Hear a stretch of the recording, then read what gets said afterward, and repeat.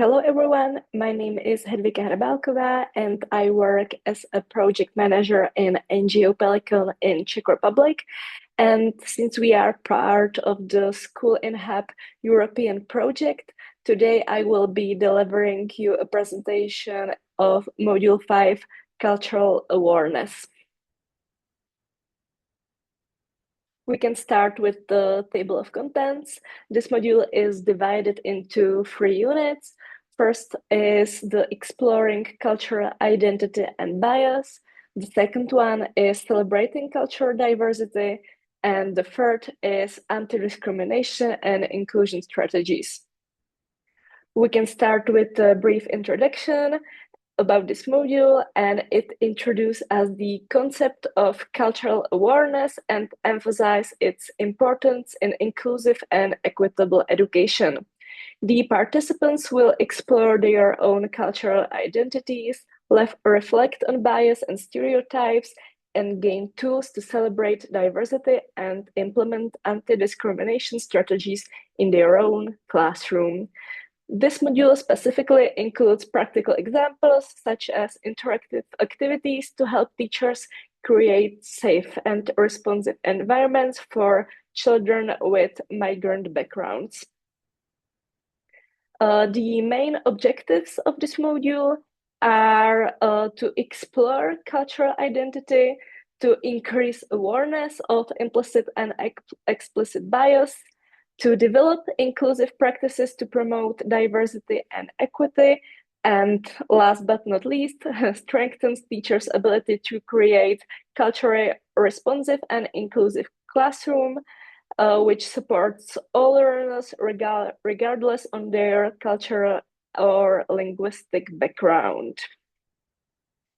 There are some basic prerequisites, but it's beneficial but not required, such as basic understanding of intercultural communication and experience working with diverse student groups. Here are some teaching methods used in this presentation, such as group discussion, role-playing. There is also a case study, self-reflection activities, etc. And the duration is about 10 hours. Here are the learning outcomes you will get from this presentation. I can point out just some of them, such as define cultural identity and explain its impact, understand the value of multicultural education and its benefits, to reflect on own cultural identity, implement anti-discrimination and inclusive practices, and of course, promote equity and social justice in education. We can start from Unit 5.1, and it will be about exploring cultural identity and bias.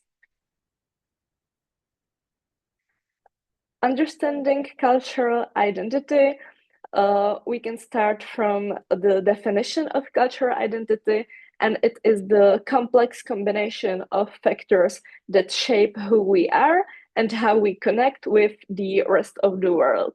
It includes ethnicity and heritage, language and communication, tradition and beliefs, family and community, values and norms, and everything else you can't even think of.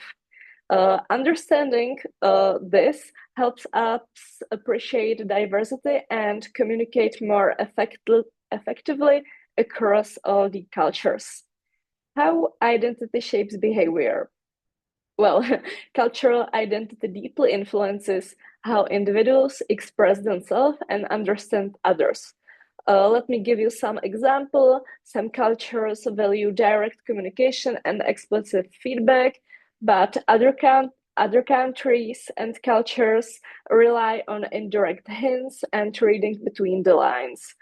Behavioral norms are also shaped by cultural backgrounds. In some cultures, questioning a teacher or elder may be seen as disrespectful, while in others is encouraged as a part of the critical thinking. Understanding these differences helps educators tailor their communication, foster trust, and create inclusive classroom where all students feel respected and understood, which is the main objective of this project and also in this presentation. We can start from what is bias, because it's well connected with cultural diversity. And bias is a tendency to make quick judgments about people or situation, often influenced by personal experiences. We can divide it into forms, which are explicit bias and implicit bias. The explicit ones are conscious attitudes or preferences we are aware of and can control.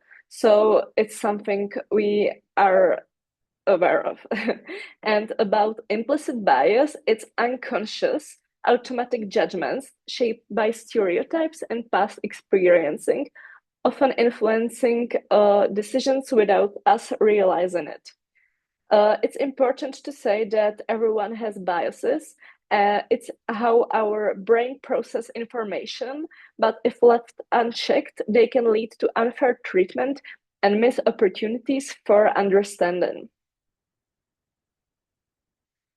Here are some examples of bias in education.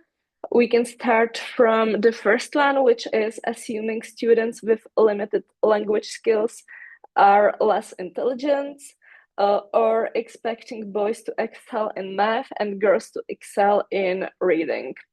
These examples affect how teachers interact with students, access their abilities, and create learning opportunities. Even unintentional bias can impact students' confidence and success. How to recognize bias in yourself and how to overcome them. As I said, everyone has biases, and it's important to recognize it. You can start from honestly reflecting on your own beliefs and reactions. Notice moments when you make quick judgments or assumptions about the others. You can seek feedback from peers to gain insight into blind spots. To overcome these biases, consciously challenge stereotypes, pause before making a decision, and expose yourself to diverse perspectives. You can use tools like implicit bias test and commit to ongoing learners to foster fairness and inclusivity in your teaching. Here you can view a short video of the importance on intercultural awareness. You can just click to the link and stop this webinar, of course. Here is a short reflection activity you can take. You can also stop it here. And now we can move on to the unit 5.2, which is celebrating cultural diversity. It's important to define what is the cultural diversity, and this refers to the presence of multiple cultural groups within a community, organization, or society. It includes differences in language, traditions, values, belief, customs, and ways of life. It's important because it enriches learning environments by bringing diverse perspectives, encourage creativity, empathy, and open-mindedness, prepare students to live and work in globalized world, and promote respect and understanding among people from different backgrounds. There are these dimensions of culture, and it makes up the definition of culture. Some key dimensions include traditions, language, norms and values, arts and expressions, and also values and beliefs. All of this makes a system which is complex and made up of these parts, and it shapes how people live and interact. The value of multicultural education is essential for fostering respect and understanding among students from diverse backgrounds. It helps reduce prejudice and promote social cohesion by encouraging appreciation of different cultures. Exposure to multiple perspectives enhance critical thinking skills and create a richer learning environment. And additionally, multicultural education supports better academic outcomes by making education more inclusive and relevant to all students. Here is also an reflective questions. You can think about your own classroom and which cultural traditions or perspectives are represented, and how could you include them more in your daily teaching. Building cultural competence in educators is also a really important thing when it comes to this, because cultural competence is the ability to understand, appreciate, and interact with people from cultures different from one's own. For educators, it means basically that creating inclusive learning environments and addressing bias effectively. It includes self-reflection, learn about students' backgrounds, inclusive practices, and also ongoing professional development, which is also very important. Here are some examples of cultural diversity in the classroom, such as holidays and celebration, for example, some different cultural festivals, language and communication styles, such as students speaking different home languages or using varied nonverbal communication. Also, family structures, varied roles and responsibilities in families, learning styles and perspective, such as different cultural approaches to learning, problem solving, and also a participation. And of course, food and dress, such as traditional meal in lunchboxes, cultural clothing, or symbols of identity. These examples in classroom enriches the classroom experience, and it offers unique opportunities for learning and connection. When it comes to the cultural diversity in classroom, it doesn't matter whose perspective seems right. What matters the most is creating space to learn from the diverse background, experiences, and traditions of everyone in the school community. Even when the students or staff members feel uncomfortable with a classroom practice or celebration, it becomes an opportunity to pause, open, and respectful dialogue and better understand different perspectives. Drawing from a book Celebrate from author Bizon in 2016, there are some traps to watch out when it comes to the diversity in the classroom. We can have a short look of these traps. The first one is holidays by habit, which is celebrating holidays simply because it's a tradition or how we have always done it. The author warns against falling into the trap of holiday rituals performed out of routine rather than reflection. When holidays are celebrated without considering the diverse background of families and staff, they risk becoming meaningless and even alienating. This habit can overlook the rich variety of ways people experience and value holidays, causing some to feel disconnected rather than included. True celebration requires thoughtful intention and openness to different meanings. The second one is using holiday as an opportunity to showcase culture in a superficial way, turning celebration into performances or tourist-like displays. According to the author, holidays should not become more spectacles or checklists of cultural facts. Treating tradition as an exotic curiosities risks stereotyping and misunderstanding. Instead, holidays can be a starting point for authentic dialogue about beliefs, histories, and values. The main goal is to move beyond surface level teaching to foster empathy and connection, allowing families and staff to share their lived experience.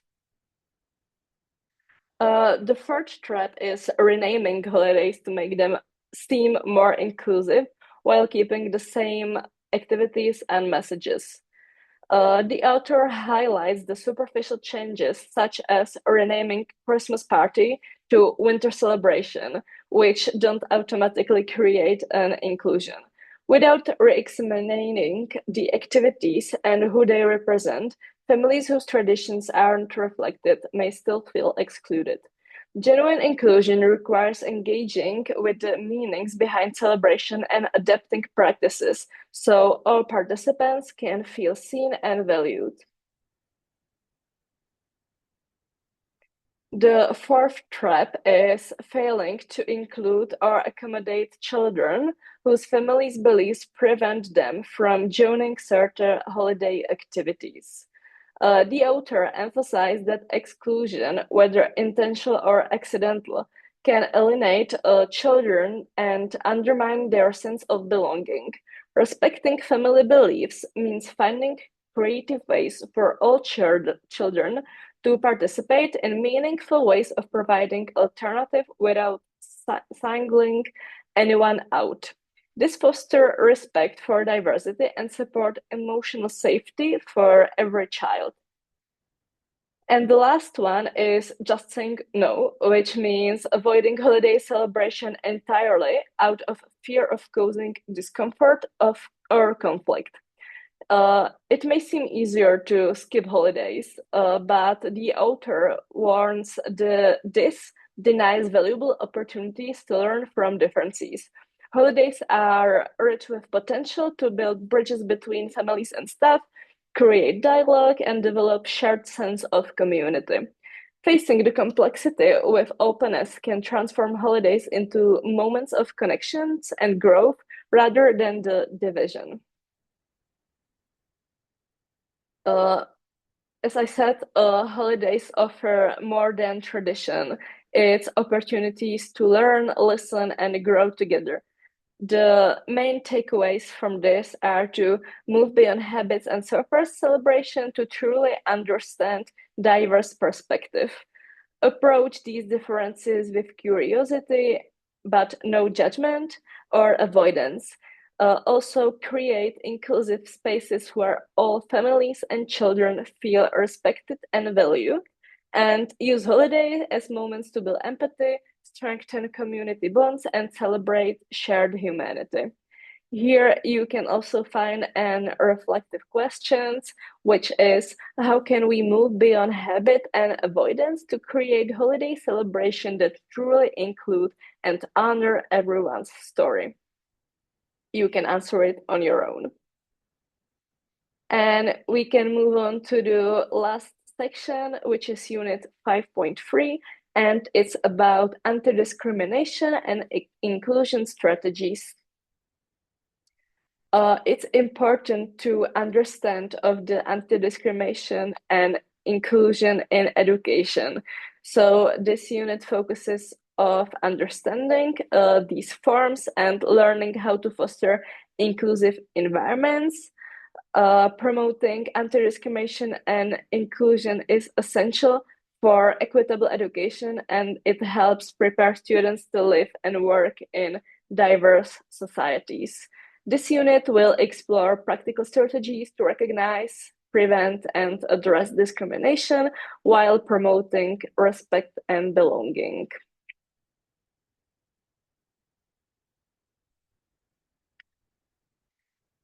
As members of the European Union, we benefit from a strong legal framework that promotes equality, protects fundamental rights, and prevents discrimination in all areas of life, including education.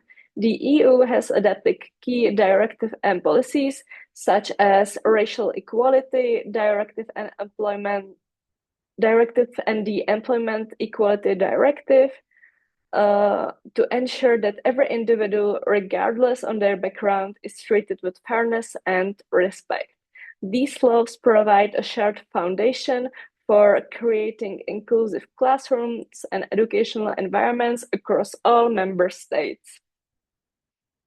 Here you can see some legal and ethical frameworks from European Union, which guarantees us equality and non-discrimination, such as the EU Charter of Fundamental Rights, the Racial Equality Directive, the Employment Equality Directive, and some others. Creating an inclusive classroom is more than meeting these legal requirements, of course. It is about building an environment when every student feels safe, valued, and supported.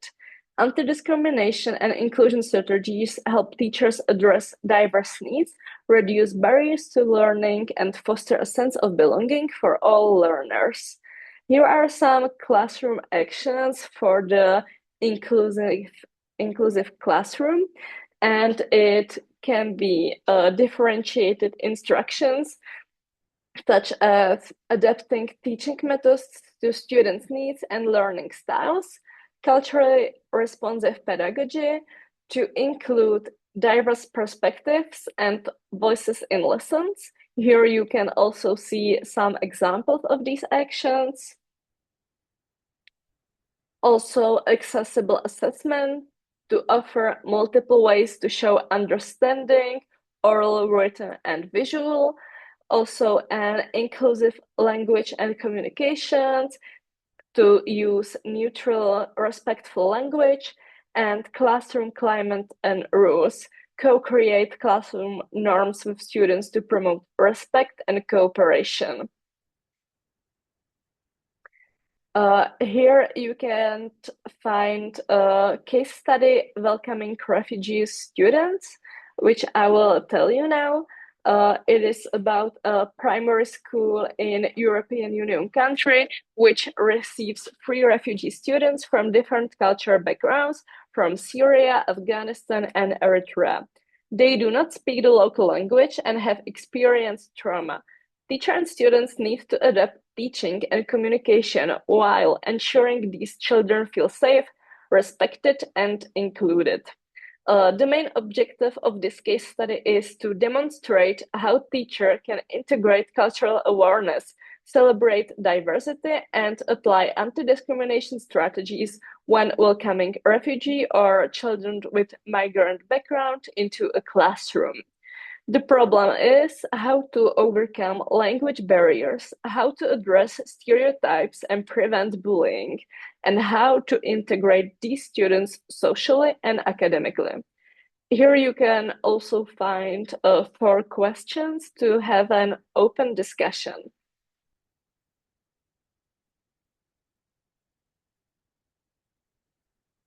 To conclude this presentation, inclusive education is more than just a set of strategies. It should be a mindset, and teachers should treat it like that. It begins with understanding and respecting the cultural identities of all students and being willing to examine and challenge our own biases.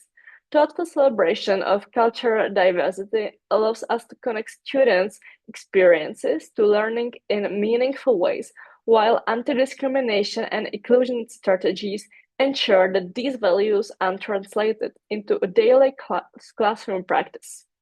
Creating such an environment requires continuous reflection, open dialogue, and intentional action.